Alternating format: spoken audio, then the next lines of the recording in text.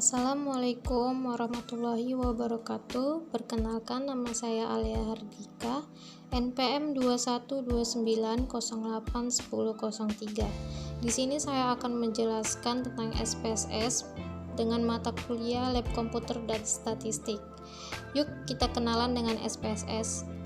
SPSS. Pada awalnya, SPSS digunakan untuk mengelola ilmu data sosial, sehingga SPSS saat itu adalah singkatan dari Statistical Package for the Social Sciences. Namun, sekarang kegunaan SPSS diperluas untuk melayani berbagai jenis user, sehingga kepanjangan dari SPSS pun berubah menjadi Statistic Product and Service Solution. IBM SPSS Statistik.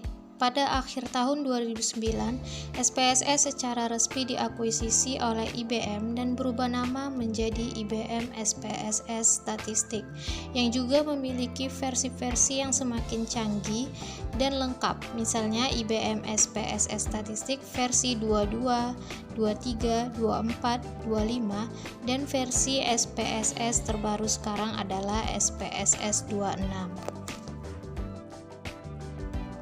Selanjutnya, kita akan membuka aplikasi IBM SPSS Statistik.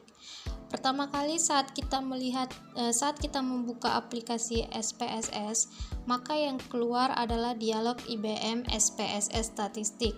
Tampilannya ada di sebelah kanan. Seperti itulah tampilan pertama ketika kita membuka aplikasi SPSS. Lalu, kita tinggal klik tanda silang atau close, maka tampilan berikutnya akan muncul dan kita juga akan mengetahui apa isi dalam dari SPSS tersebut. Selanjutnya, setelah kita meng-close bagian tampilan dari IBM SPSS Statistik, selanjutnya akan muncul data editor. Data editor ini adalah sebuah jendela untuk pengolahan data. Jadi, data editor ini kita bisa mengolah data kita, dan ini dirancang sedemikian rupa. Di situ kita bisa memasukkan, mengedit, menampilkan data maupun mendefinisikan data. Dan di dalam data editor terdapat judul bar. Judul bar ini judul dari tampilan informasi atau nama dari jendela tersebut. Kemudian menu bar. Menu bar terdiri dari menu file, edit, view, data, transform, analyze, direct marketing, graph, utilities, add-ons, window, dan menu help. Kemudian toolbar. Toolbar ini beberapa icon yang dapat mempercepat pekerjaan yang terkait pada beberapa fungsi menu bar. Kemudian yang terakhir ada sel aktif.